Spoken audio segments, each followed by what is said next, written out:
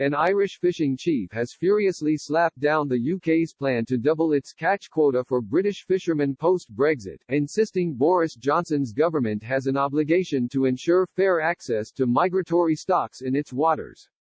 Sean O'Donoghue, CEO of Killybegs Fishermen's Organisation in Donegal, Ireland, said European trawlers vying for access to British seas would have the United Nations Straddling Fish Stocks Agreement on their side.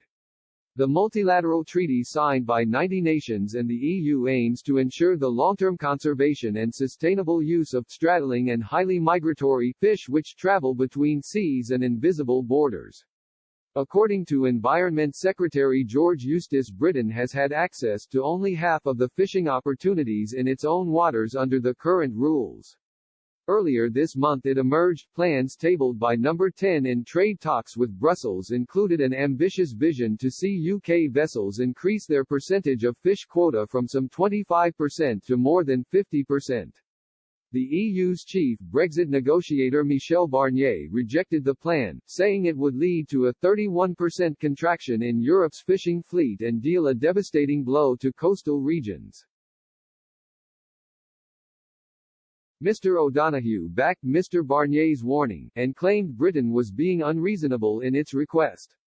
The fishing boss told Express, "I am totally taken aback by the UK's stance on this. They are looking for things that are totally contrary to international law. The UK has made it quite clear on numerous occasions that once they have left the EU their intention from next year on is to double their catch in their own waters. Well, the situation here is that for probably in the region of 100 stocks they are shared with the EU. Fish don't recognize artificial borders in the sea, so they will be swimming between the different jurisdictions in terms of waters. If the UK continues to insist on doubling its catch, I can tell you as far as I'm concerned there's no way that that conforms to the Straddling Stocks Agreement and the United Nations Convention on the Law of the Sea in relation to shared stocks. I think it's important that there is a clear distinction between having control of your waters exclusively and having control of the fish in your waters. The UK will not have the full rights over fish that are in its waters, particularly if they are straddling stocks."